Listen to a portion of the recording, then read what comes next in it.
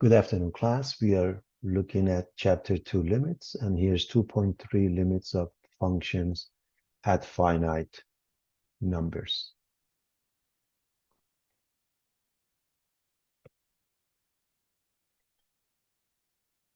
So we covered limits of sequences, limits of functions at infinity, now at finite numbers. And we went over this summary as far as the definition of a sequence. The limit refers to the long term behavior. When the limit is L, we say it converges to L. If it's infinity, negative infinity, or doesn't exist, it diverges. This is a theorem that basically when the denominator gets larger, the fraction gets closer to zero. This is also a theorem we need to know. This is about the geometric sequence and the geometric series. And when R is between -1 and 1, we get A over 1 minus R.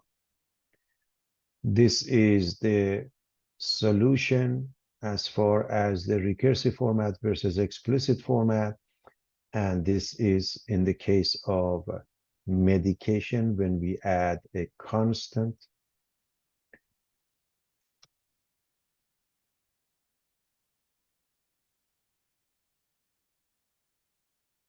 And now the horizontal asymptote and the definition of that. When you take a limit of f of x when x approaches negative or positive infinity and it's L, we say y equals L is the asymptote. All right, let's look at this part and see what we want to do here. Limits of functions at finite numbers, finding limits by numerical and graphical method. Here's the definition. The limit of f of x as x approaches a is L. The limit of f of x as x approaches a equals L. Here's the synopsis of some information here. We will elaborate on that later on. When you take a limit of f of x, when x approaches some number a, this is called a from the left, this is called a from the right. And whether we get negative or positive infinity, any of those, that means x equals a is a VA, vertical asymptote. I'll show you that later on, but just to get you started. For now, when we have a one-sided limit, everybody, a function has a limit at a if the limit of f of x as x approaches a, this means a from the left equals L.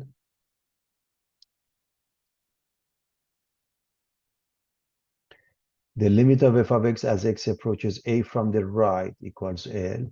The limit of f of x as x approaches a equals L. It's important when we say, when this doesn't mean necessarily negative. For example, if a is 5, left side is like 4.9 and the right side is like 5.1. It doesn't mean negative. If it's negative, both sides is negative. If it's positive, both sides is positive. And if it's 0, it's a different story. We will, one side is negative, one side is positive. So take a look at all these three functions and their graphs. This one has a hole here. It may be hard to see. This one has a hole here. And in all cases, when x approaches a, so if we approach a along the x-axis, that means left and right. So if we are going this way, that means like so along the y-axis. If we are going from the right of a, because as far as the limit is concerned, we never get there. In both cases, okay, left and right, okay, we are moving, see, in this, we are moving in this direction from the left, in this direction from the right, and in both cases, we are moving towards this point. We may never get there, but that's the concept of a limit. The limit exists and it's L. It's the same thing here, the same thing here. But what is the difference? This one, f of a is also L because there is no hole. In this one, that's not the case. So what is f of a? Whatever this value is, and in this case, f of a is not known. So we write, in this case, there is a hole, and at f of a, it's equal to b. So pay attention to what we have. Part A, f of a equals L. Part B, f of a equals something else B. This is the solid dot, which is not equal to L. In part C, f of a is not even given. We don't even know that. It's undefined. Okay, so I hope everybody's clear on that. If you understand this graph, we're in good shape. We want to take the limit here, and we can approach it from different points of view. So if we were to sort of guesstimate, f of x is x minus 1 over x squared minus 1 is not defined when x equals 1.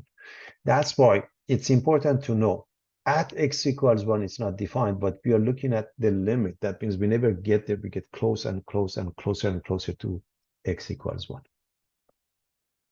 So does it matter? No, because we're taking a limit. Numerical methods, the tables below give values of f of x correct to 6 decimals for values of x that approach 1 but are not equal to 1. I have given you this page. Just pay attention to the concept. So we pick numbers to the left of 1, like 0.5, 0.6, 0.7, 0.8, 0.9, 0.9999, and we plug it into this expression, okay? This is y or f of x, okay, everybody? So you plug it in. And when you look at this table, you notice as we go down, we get closer and closer to 1. But nevertheless, it's less than 1. Seems to be getting there. We do the same thing from the right side of 1. That means 1.5, 1.4, 1.3, 1.2, 1.1, and then 1.01, 1.001. Notice, of course, 1.5 is way too far. I want you to know that. Even 1.1. And we plug it into this expression, and it gives us this one. When we compare these two numbers,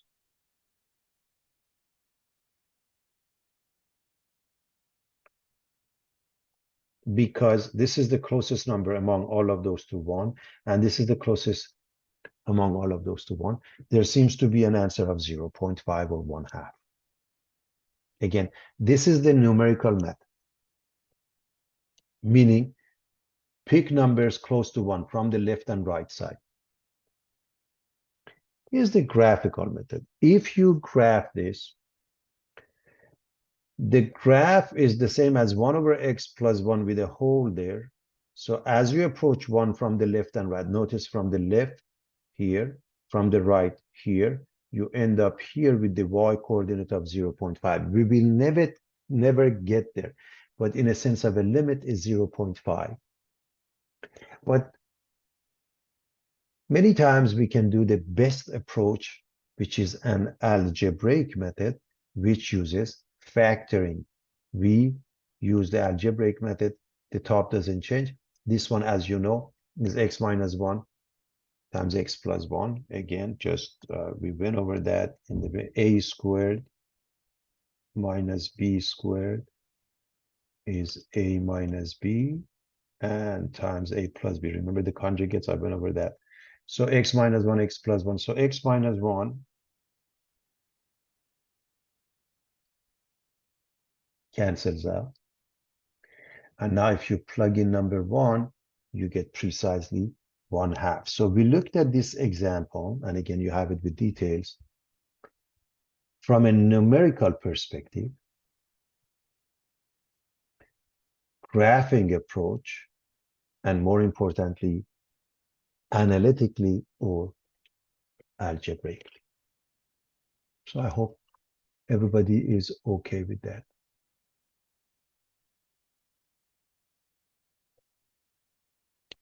We want to discuss the one-sided limit. We mentioned that. So one-sided limits, first and foremost, a function has a limit if one-sided limits are identical, meaning the limit of f of x as x approaches a from the left and the limit of f of x as x approaches a from the right, they are identical, then the limit exists. So let's look at this one. H of t is 0 if t is less than 0 and 1 if t is larger than or equal to 0. The limit of h of t as t approaches 0 from the right. From the right of 0, we are here, so the answer is 1. The symbol x approaches a with a plus sign means a from the right, means that we consider only x larger than a. So pay attention to that. This one, the limit of h of t as t approaches 0 from the left. Remember, t is less than 0 here, so we are in this branch. The answer is 0. And the symbol means the symbol of x approaching a from the left. Please understand this doesn't necessarily mean a negative number. From the left means that we consider x less than a. So the limit of f of x as x approaches a from the left. Now, are they identical? No. According to this, the limit does not exist because if one-sided limits are identical, it works out. The limit exists. Otherwise, it doesn't. So note that h of 0, by the way, equals 1. Because of the equality, h of 0 is equal to 1. So if you take a look at this one, here's h of t, and y equals 1 goes indefinitely, but stops here because t is larger than or equal to 0, and we have a hole here. So this is like a time step, if you will, or they call it like a step function. There is a hole here. If we didn't have the equality, we would have a hole here too. So I want to make sure we understand this concept. Let's look at a very simple example. Given the graph, and please make sure you have this. If you want to graph it, you may miss something. Make sure you look at the graph that I posted in your PowerPoint. Given the graph of a function g, state the values, if they exist, of the following. We start with the limit of g of x as x approaches 2 from the left. So here's number 2. We want to go this way, okay? Which means we are in this branch. So from the left of 2, we are going in this branch. We are moving towards this point. We never get there, but remember, the concept of a limit is not concerned with at 2, but rather in the vicinity. So 2 from the left is here. What is the y coordinate of here, or this point, is 3. Now we want the same thing, but now from the right. From the right, here's the right side of 2. That means we are here. So from the right side of 2, we go this way. We end up here. The y coordinate for this one is 1. Are they identical? No. Therefore, the limit of g of x as x approaches to dne does not exist. Let me quickly recap and then we move on. We are interested in this, finding the limit of g of x as x approaches to. We have to look at it from the left side and the right side. The left side of 2 puts us in this branch, and this number is 3, the y coordinate. The right side of 2, we are getting closer and closer to 2, puts us in this branch, and the y coordinate of this point is 1. Since they are not identical, the limit doesn't exist. Now, what about 5? We are interested in 5, so we're going to move from the left and right towards 5. Notice, if we're coming from the left of 5, that means we are going this way. If we are coming from the right of 5, that means we are going this way. And I hope you realize, in both cases, left and right, we are moving towards this point. Okay, so from the left, we are moving towards this point. From the right, we are moving towards the same point, and they both have 2 as the value. Because the limit of g of x as x approaches 5 from the left and right are identical, the limit does exist, and it's equal to 2. So what is it that I want you to notice? Notice g of 5, this is a dot. So g of 5, let's assume it's about 1.4. So g of 5 is 1.4. Since the functional value is not equal to the limit, of course, it's not continuous. We will discuss that further later on. But it's not continuous, but nevertheless, does the limit exist? Yes. Okay. Because from the left and right, we are moving towards the same point. What about 2? What is g of 2? I have no idea. It's not given. I don't have a solid point here. So what is g of 2? I have no idea. It's undefined. It's not given to me.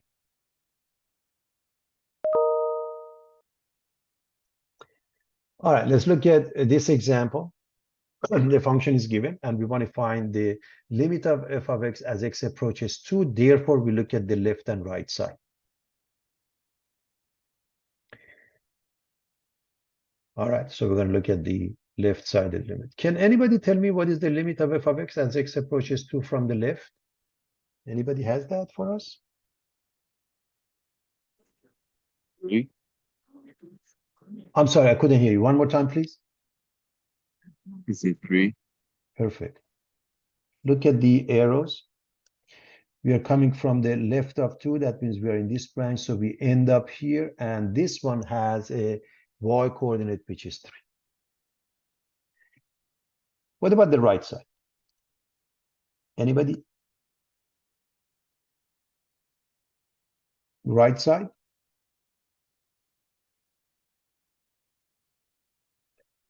The right side, we are moving this way. We are moving towards this hole. We never get there, and it's not important. We're talking about the limit. So what is the y coordinate for this guy?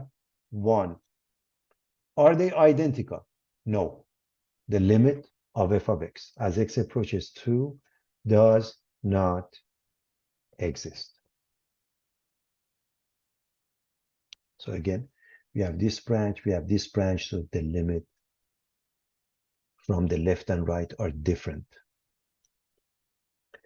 So can anybody tell me what is f of 2?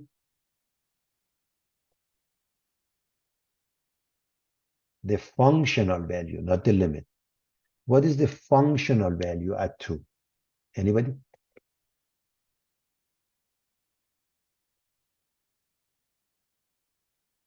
You see the solid point?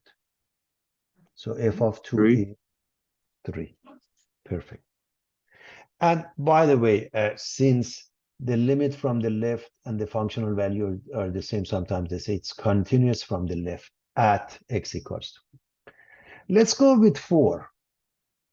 We want the limit of f of x as x approaches 4, meaning the left of 4, the right of 4. Here's the left, here's the right. In both cases, we are moving towards this point. Again, as far as the limit is concerned, we never get there, but it doesn't matter. What is the y coordinate for this point? 4. So the limit exists? Yes, because one-sided limits are identical. What is f of 4? Well, I'm looking for a solid point at x equals 4. I don't find anything. It's not given to me. It's undefined.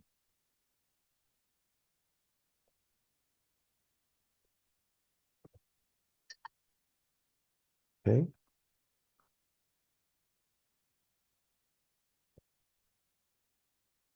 All right. Limit, infinite limits.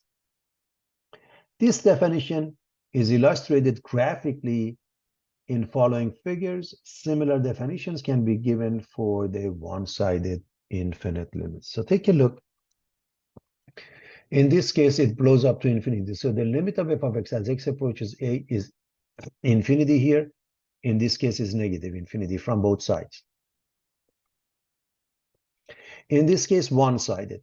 The limit of f of x when x approaches a, but from the left side, is infinity, and in this case, from the right side.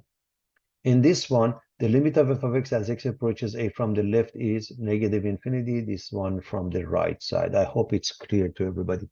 Again, a from both sides blows up to positive infinity. A from both sides goes down to negative infinity.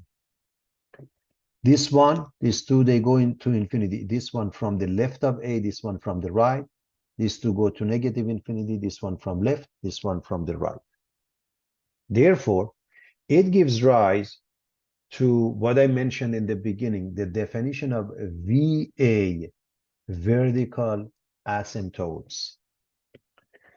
If the limit of f of x when x approaches a, or a from the left or a from the right, is any of those, negative or positive infinity, then x equals a is a vertical asymptote. For example, you all remember the graph of y equals ln x. You should remember the basic graphs, everybody.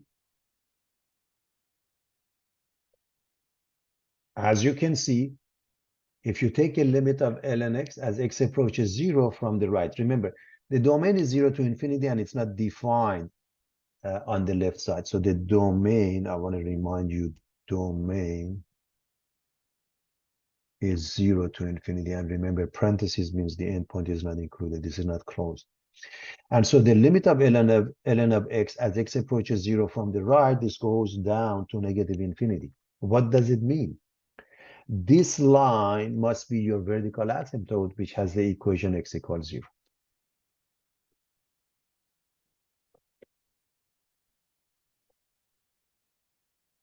All right. Here's the graph. We want to find the limit of this function when x approaches 2. Class, I want you to concentrate on the first one and first one. I'm assuming you're looking at the graph, because if you want to draw it, you may miss something. So please pay attention to the graph. X is approaching 2. Can anybody tell me what this is equal to according to this graph? What is the limit of R of x, this function, as x approaches 2? Anyone?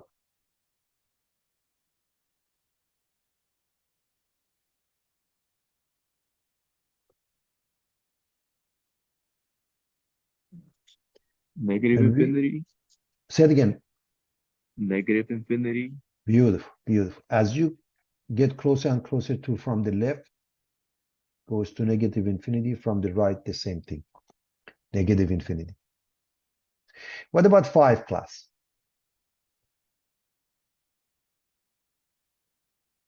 What is this? What is the limit of R of x as x approaches 5? Anybody? Positive Positive infinity. infinity. Beautiful. From the left and from the right, in both cases, it blows up to positive infinity. Here's negative 3. What is the limit as x approaches negative 3 from the left? Negative 3 from the left. Anybody?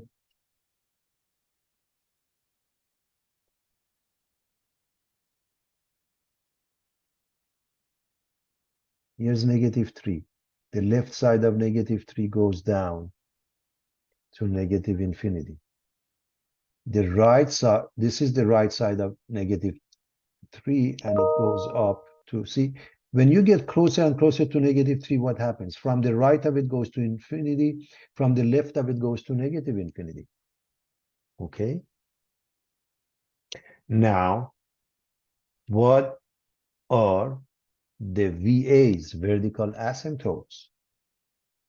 And I hope you realize that this means x equals 2, this means x equals 5, this means x equals negative 3. This has the same meaning. So these are the vertical asymptotes. X equals 2 from here, x equals 5 from here, these two, x equals negative 3. Those are the vertical asymptotes.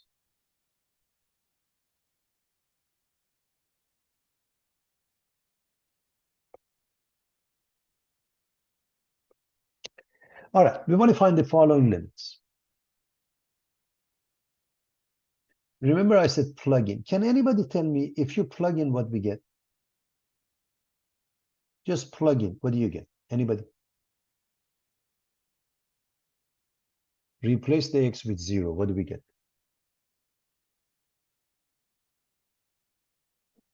0. No. Replace the x with 0, what do you get? Okay, let me change the question. Replace the x with 0, what is the numerator? equal to?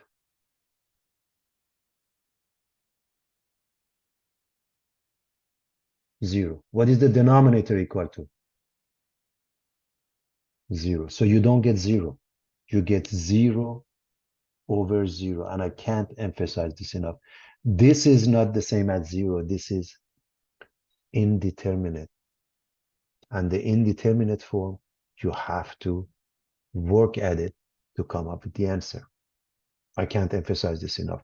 Make sure you write down 0 over 0, which is indeterminate, and it's not a finished job. The technique is the conjugate, meaning I'm going to multiply by the conjugate of the numerator, which means I'm going to change this to a +2, and I'm going to put it at the top and the bottom. It's 0 over 0. This is the conjugate of this is here, and this fraction equals 1. And that's fine. So again, I can't emphasize this enough. Make sure you work it out. Don't say the answer is 0. Don't say it's infinity or anything like that. It's 0 over 0, which is indeterminate. It's not undefined, it's indeterminate. When we multiply those two, it is extremely important for everybody to know.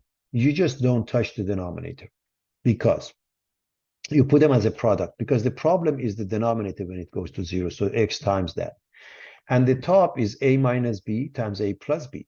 So this gets squared up, comes out as x plus 4 minus 2 squared, which is 4. So again, I want to make sure everybody remembers this, which is a minus b times a plus b. And so we get a squared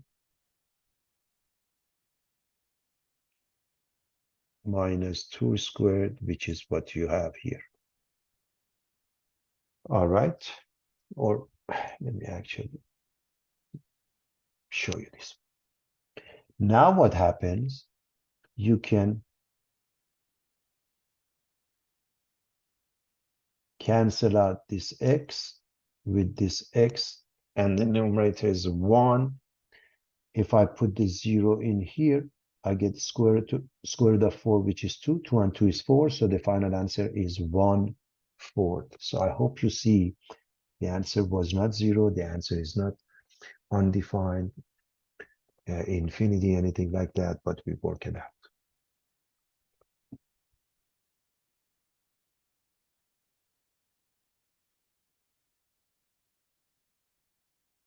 I want to look at these questions at the same time because if we don't pay attention to the limit from the left and right, okay, this is the limit of x plus 2 over x plus 3 as x approaches minus 3 from the right.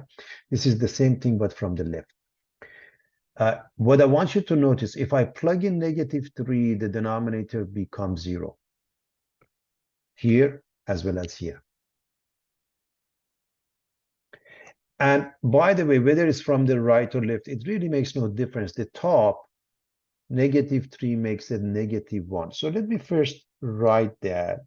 So this becomes -1 over 0. This becomes also -1 over 0. See, for the numerator from the right of -3, by the way, from the right of -3, that means like -2.999. Let me just write that so everybody can. So -3, here's the left side.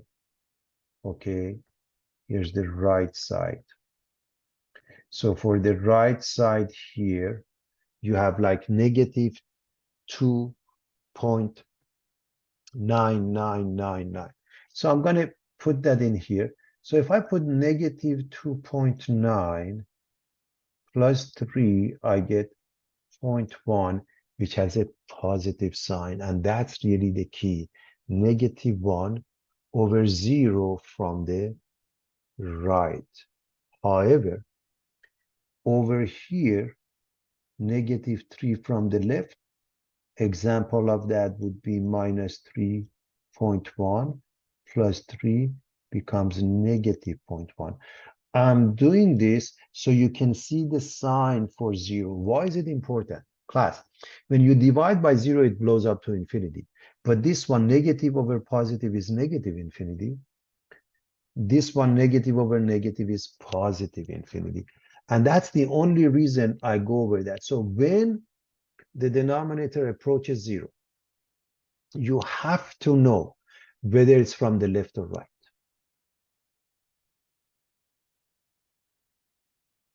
You have to know whether it's from the left or right. I'll look at another example in a moment. So hopefully it becomes clear. Here's another example.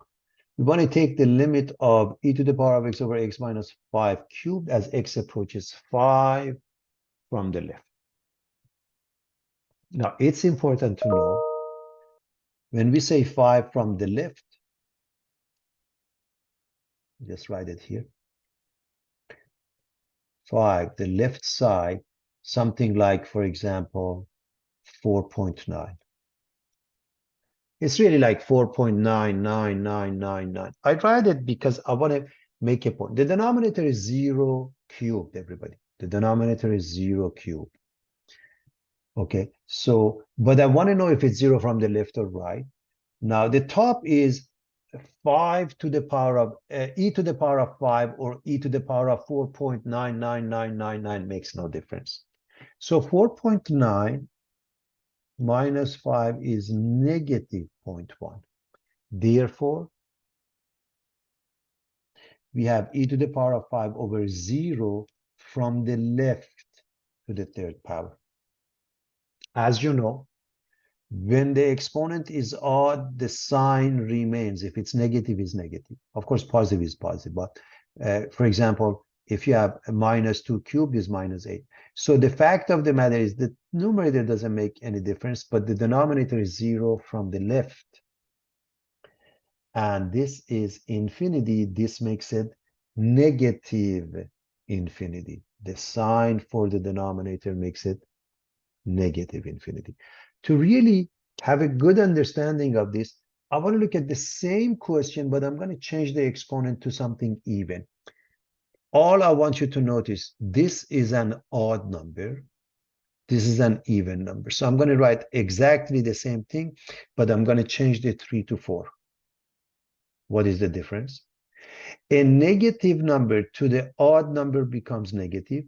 A negative number to an even exponent becomes positive, and therefore this is positive infinity. So please distinguish between these two because of their exponents.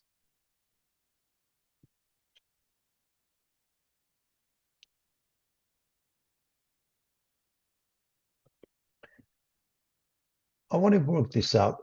Generally speaking, you can plug in and observe, but whenever you're dealing with a rational expression, if you simplify it, it makes it easier, okay?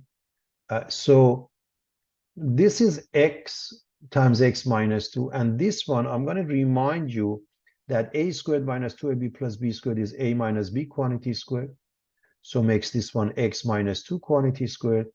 A squared plus 2ab plus b squared is a plus b quantity squared.